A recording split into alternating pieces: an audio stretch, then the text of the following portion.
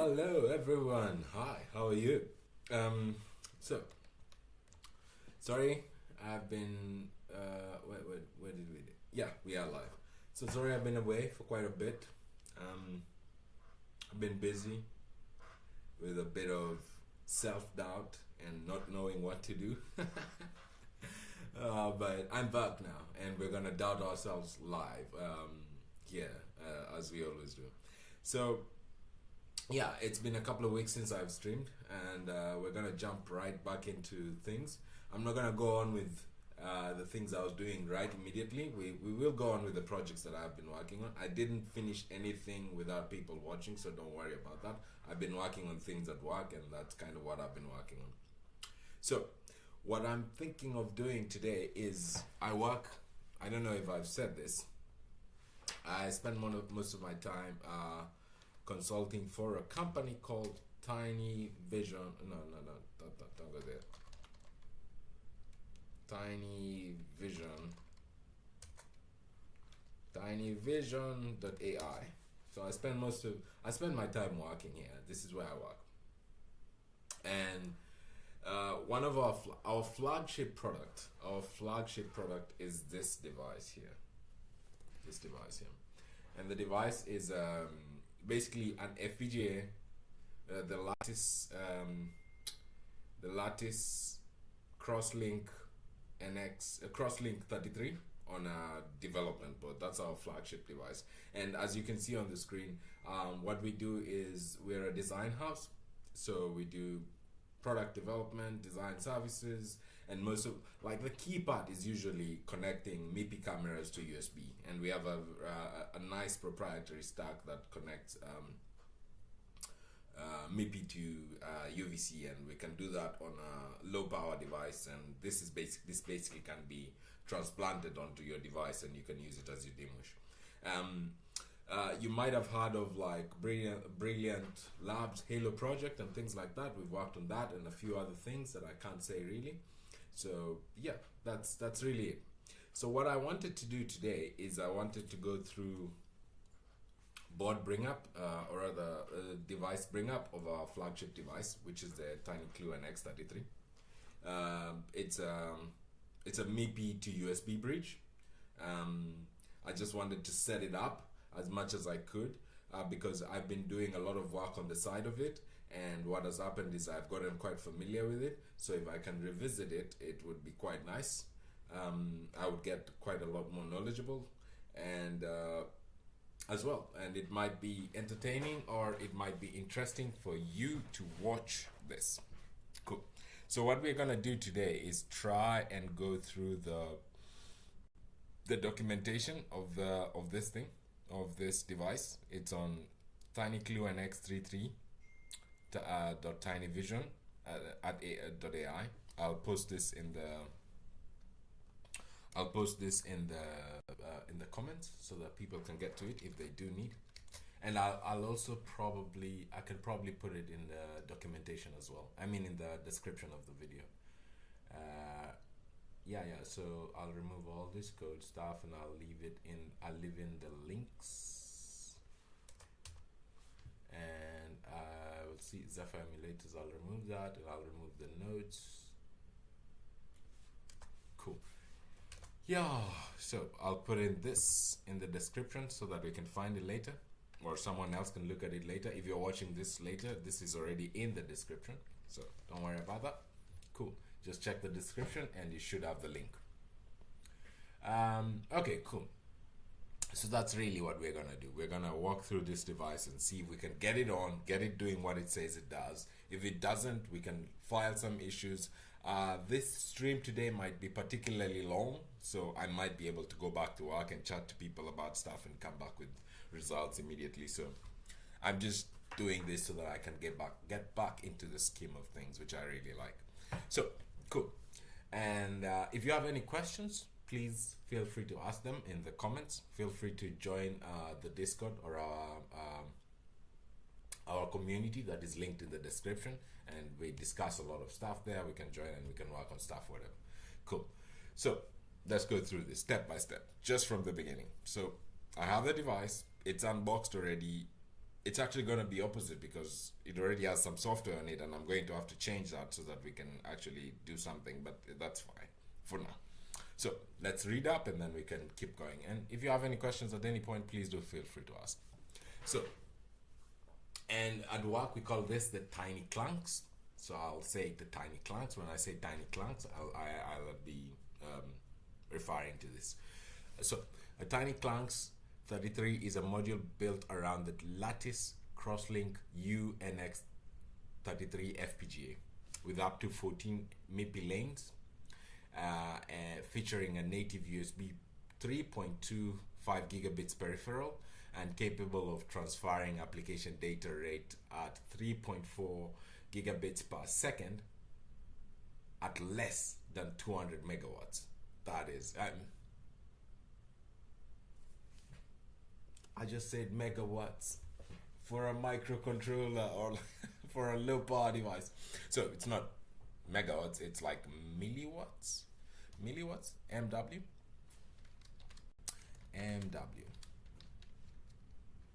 Watts. MW watts. What does that mean? It's milli or micro? No, I want the small one. Micro, milliwatts. Milliwatt symbol, MW. Milliwatts, yeah, so milliwatts. So a thousandth, 200 thousandths of a 200 thousandths of a watt. So a thousandth, 1/1000 of a watt. Cool. So that's really what this thing can do. So you can do 3.4 Gbps of image data using this little device on a low power stream. Yeah, I did that on a stream. On a low power device, on a low power budget. That's very power efficient. It can do a lot. It has there's a large bandwidth there. It can transfer a lot of data at very little power, which means you can add it to your device. You can add it to your battery powered device, and you can go forward with it. So the Tinyclunx system on module is a module that plugs. So somewhere I should be writing tickets for this. I usually have a documentation thing.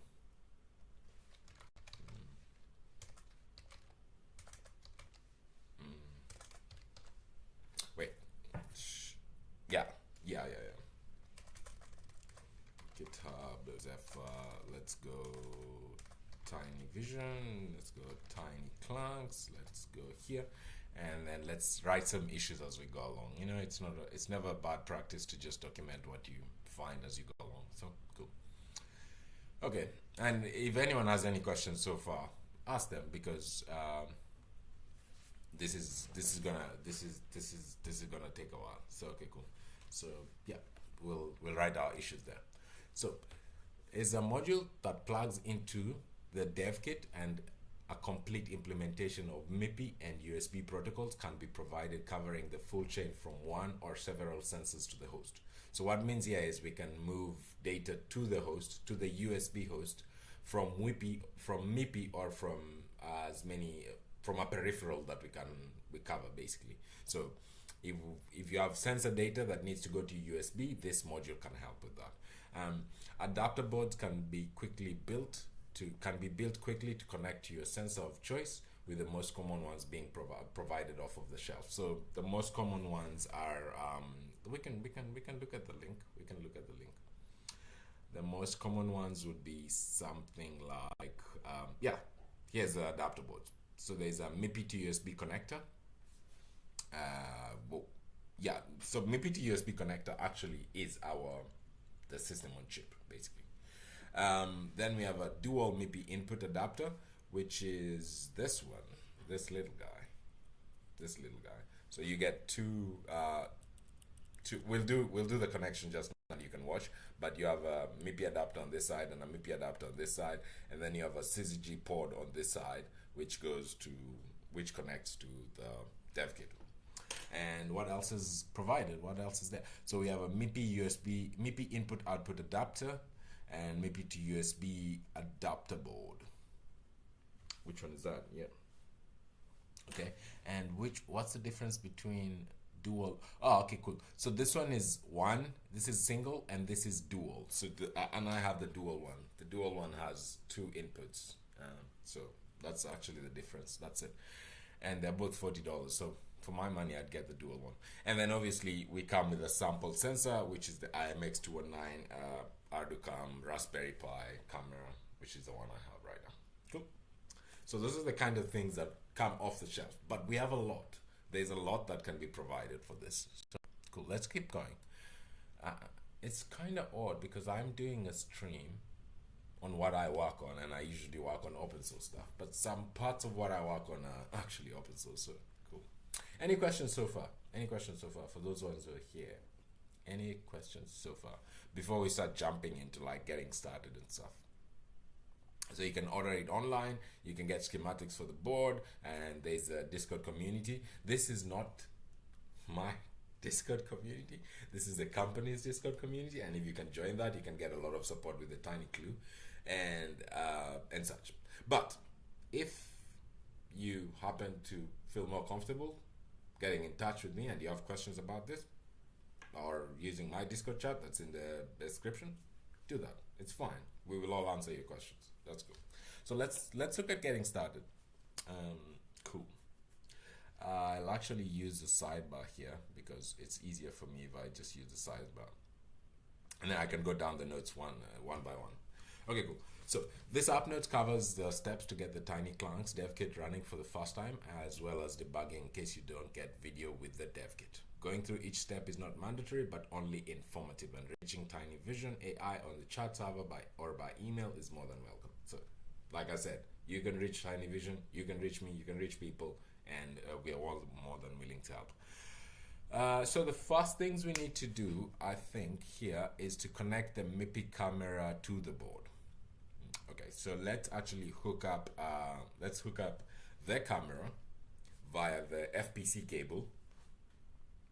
I don't know. Bernard told me this thing is called an FPC cable, and it's FPC means flat panel connector, I think. So this thing is a flat panel connector cable, and we're gonna hook this up to this adapter, and then we're going to use the adapter to connect to the bridge itself. So let's actually do. So the thing here says the way we need to connect this is to connect the blue ribbon, this FPC ribbon, blue side up into the dual RPI adapter F3. That is the exact one I have. And I'm only going to connect one camera, although I have enough cameras to connect two, but I'm only going to connect one for today and see how that works. So let me do that, and then I'll show you. So, like it says here, take the blue part and put it on the upside or the outside of the thing, and then we'll look at it. I'm here for any questions. If you have any questions, please do ask them. Yeah, cool. Cool. I snapped it in. There you go. It's connected. It's connected. Cool. So, first of all, check the jumpers on the dev kit are correctly installed. So connect the MIPI cameras to the adapter board by putting the flex board blue side up, and then the blue flex side should face away from the board on either side of the board. Ensure the camera is ensure the cable is fully inserted and the connector is latch is closed. Cool. Check the jumpers on the dev kit to ensure that the jumpers are correctly installed as shown in the picture above. So, cool. Yeah, we found a fast issue. Cool. Let's actually file that.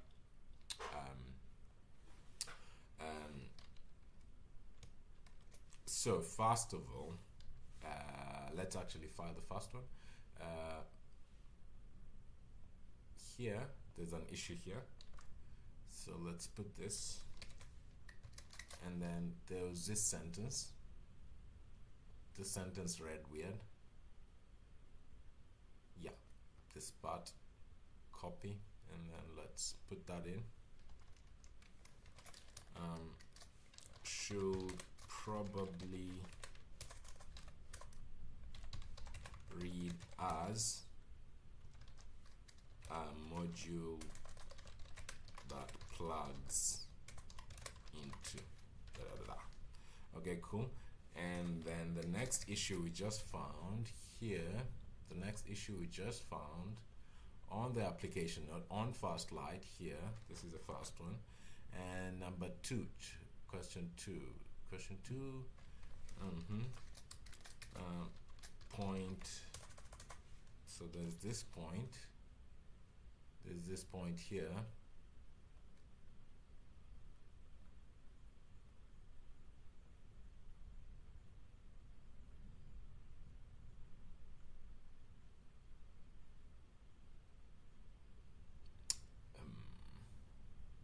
I have actually encountered this before. So when they say check jumpers on the dev kit to ensure that the jumpers are correctly installed, as just picture above, I think they do mean this. This is the jumpers, but let's actually just clarify.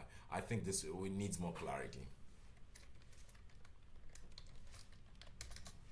Needs more clarity. I'll come back later and fix all of these as I speak to people at work and such. So cool. I think they mean the cable should be installed like that, and it's fine. And then, okay, cool. Connect.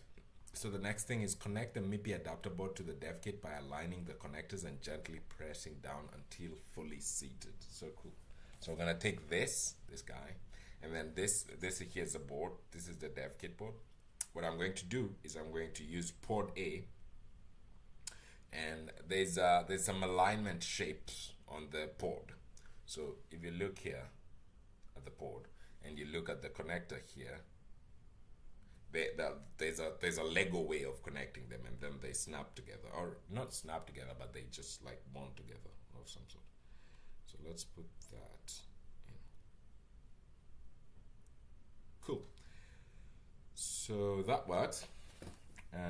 Okay, cool. So connect the MIPI adapter to the board, to the MIPI adapter board to the dev kit by aligning the connectors and gently pressing down until fully seated.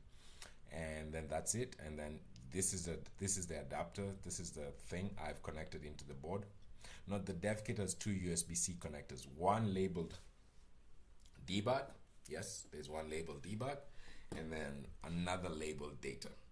The debug connector is used to program the FPGA, which is the one we're going to mostly be using today, and is not required for the initial boot process. It also presents as an additional serial port that is hooked to the RISC-V processor in the FPGA for boot, as well as the Zephyr shell.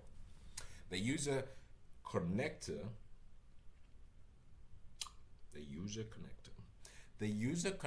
so I'm thinking this is, the user connector can also be used to power up the dev kit and will enumerate as super speed USB. Okay, so I think this should be either data, or it should refer to a specific revision of the dev kit, because I have the version 2.0 dev kit. So it might be that the other dev kit says, probably this is the dev kit documentation. So let's see. Let's actually look at it before we jump into everything. So just look at it, you know. Internet's loading slow. This is a good time for me to check. Does anyone have any questions? Does anyone have any questions? And I can also check Discord for any questions, any information.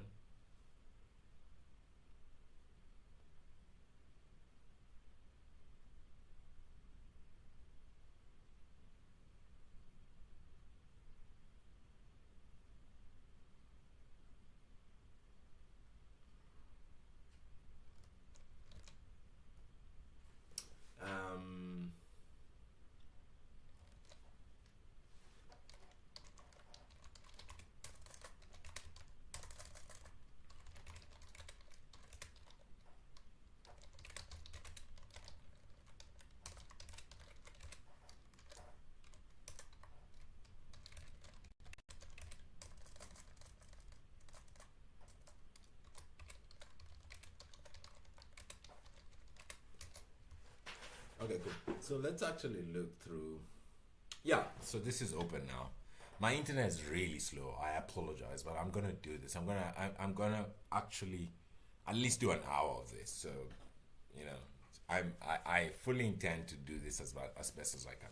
So let's actually look at the documentation for the Tinyclunx dev kit, and then we'll go back to actually exploring the Tinyclunx itself. And as you can see here, actually this is actually quite a good image. So as you can see here, what is happening here is that it's actually showing us a plain board.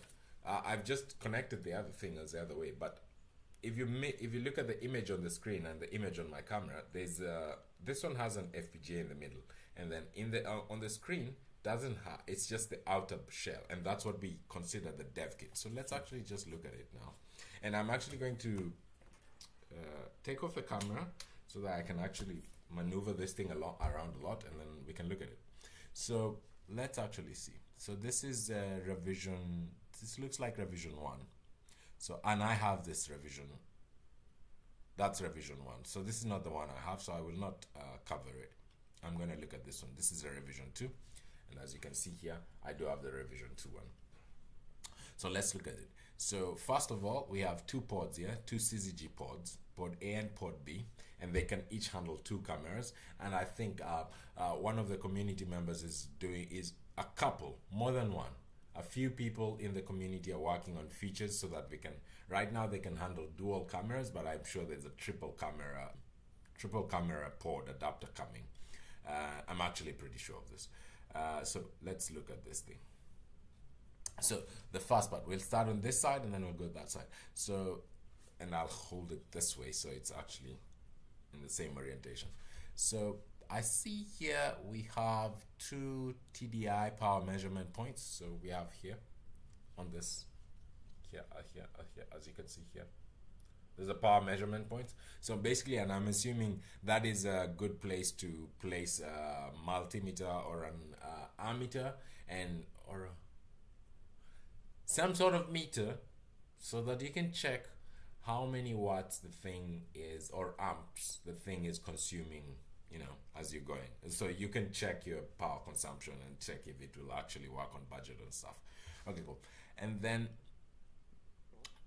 so that's beginning there. And then on the downer side, on here we have these 3 points here, these 3 points. So one is 5 volts, and the next one is enable, and then the next one is A0 and out 5V. I don't know what that is right now.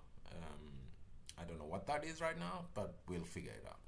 So I don't know what that is right now, but it looks like it's 5 volts going out to some place. I don't know what A0N stands for at the moment, but we'll figure it out. We might find out before the end of the stream too. Cool. So there's that programmer here. Yeah, an FTDI JTAG debugger programmer here on the board itself. So that's this little part. Okay, cool. And then let's keep going. Let's go down here. And then we have some jumpers here. And I think these jumpers down here are for selecting what's those jumpers? So we have a JTAG jumper over here, which is this guy. And that's for, yeah, JTAG debugging. You plug in a JTAG over there and you can already debug. And I don't know that we have this available yet, or I don't even know if we have it on this one yet, but I've been working on our newer RISC-V processor, and I know on the newer RISC-V processor we don't have it. I'm not so sure about the Latttice one from Latttice, and we'll find out later. So we will find out whether that has. So, and then there's this jumpers over here, and these jumpers seem to be for defining what is this for the power or for the clock selection? No. This is for the power. And right now I have what selected. I have this one and this one selected, which seems to be.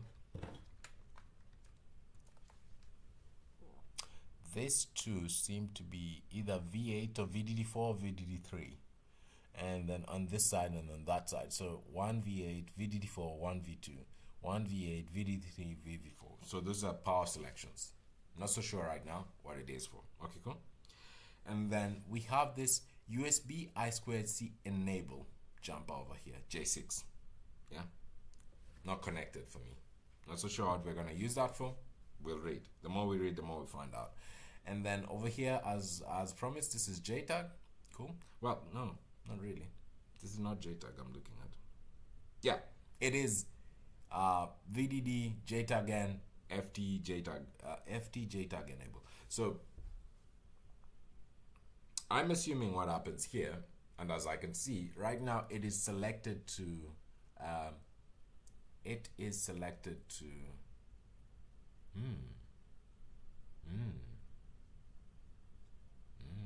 so this is selected to, it seems like it enables JTAG, but I'm not so sure we have JTAG anyway. So, but it seems like it enables JTAG. I should ask about this. I should ask about this pin and what this does. And the documentation might also tell us right now. So we'll find out. We will find out. And then next to it, at the bottom, over here, we have clock selection. And right now I'm selected on the 60 megahertz clock.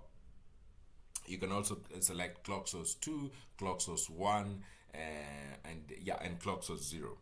And these all could come from outside, or it could come from internally, because the Latttice NX33 does have what do you call it? It has a PLL inside of it. So phase locked loop. It has a PLL divider inside it and some oscillator. I don't know if it's a soft oscillator. I think it should be a soft oscillator. It has a clock source inside of it, and you can make up a clock as you wish. Cool. So that's that side of the board. So let's now start actually going up this. I'm already learning a lot because I wasn't aware about these things before. Sorry, my boss, if you're watching. Cool. But this is my job. Cool. Let's do it. Let's now go through. We've looked at the clock sources. You can have the 60 megahertz clock. You can have that's a H8, and then you can have H8 is also linked on this side, and it depends on what you link H8 to. GPIO H8 seems to be the clock source for the thing. It tells the machine on board what clock to use. So you can either use it to choose 60 megahertz, clock 2, clock 0, clock 1, whatever H8 is connected to decides what the clock is. And I bet you if you go to the Latttice Crosslink NX33 that datasheet, you will find out that H8 is some sort of clock selector GPIO. Perfect. So now let's actually go back upwards that way.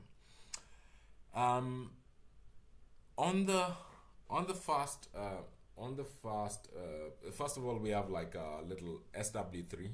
I usually use that to reset. SW3, switch 3 and switch 2, I use those to reset. So this one, this switch here and this switch here, I use them to reset when I need to do a reset of some sort. So I think they are actually power, like some sort of reset button stuff. But I can clarify, and we're gonna scroll down and we'll see now. I'm not holding back on anything. And then on the first bank of GPIOs, we have Flash SSN, Flash SIO, Flash SIO1, and Flash SCK. So I think this is serial that is going to the Flash. I don't know which Flash yet. I haven't found out which Flash yet. We can probably find out, but there should be GPIO A3 exposed over there, and then we've got program number, we've got Flash SIO2, Flash SIO3, and ground, and 1V8. I wonder what 1V8 is. Somehow we'll find out. Okay, cool. So a drink of water. Does anyone have any questions so far? Please leave them on the chat. Any questions, like what is this? What am I doing? Whatever question you have. Or if you need me to do that again. Flash SSN. What is Flash SSN? Well, take a drink of water.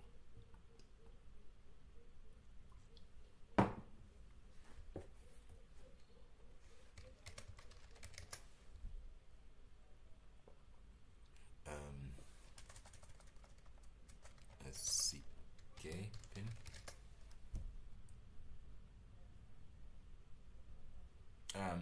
what I actually want to look at is what this Winbond. I think I can actually find it.